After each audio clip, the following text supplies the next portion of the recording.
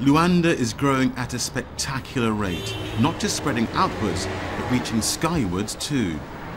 Oil is the driving force. It accounts for around 85% of the economy. Billions of dollars are being spent on boosting the infrastructure, thanks to credit and investment from Europe and, of course, China.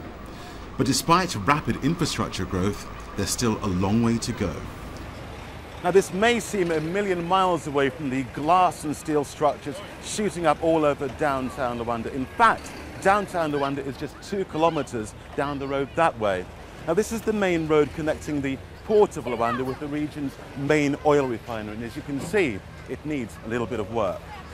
In fact, work is planned to upgrade this route. And another vital part of the infrastructure is also in for a boost. Angolans are about to get super-fast 4G mobile phone services ahead of most of Europe. We are paving the new roads of the future. Telecommunications, transports, information, money, education. This is a country of the future, and we have to wait that. So we are doing an elegant network, bringing the future nowadays to speed up the growth of this country. For myself, I've been here since the beginning of 2010. Chinese telecoms giant ZTE is technical supplier on the project and sees Angola as a major market, but it brings all its equipment in from China. Basically, we cannot manufacture even the phones, even all the equipment here, because, you know, honestly speaking, the education level for this country is still a bit low, because I think it's because of the war. Because during the war, all the educational resources has quit this country. So they only start to build up the education system now. And basically, you know, in our industry, in this telecommunication industry, most of the qualified engineer is coming from abroad.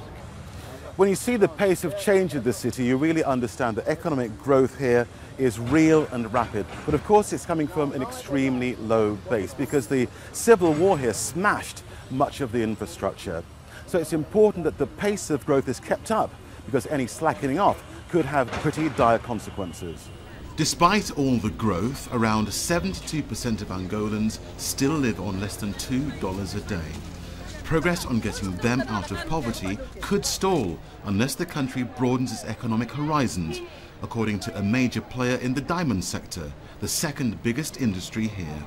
I think the correct investments in other sectors, not only in oil sectors or diamond sectors, in other sectors, agriculture, industry, infrastructure, roads, and transportation.